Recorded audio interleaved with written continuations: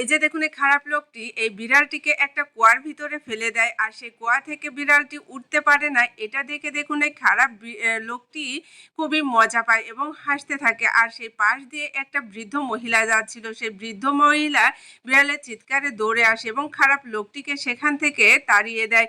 এরপর দেখুন এই বৃদ্ধ মহিলাটি সেই কুয়ার ভেতর থেকে বিড়ালটিকে উদ্ধার করে।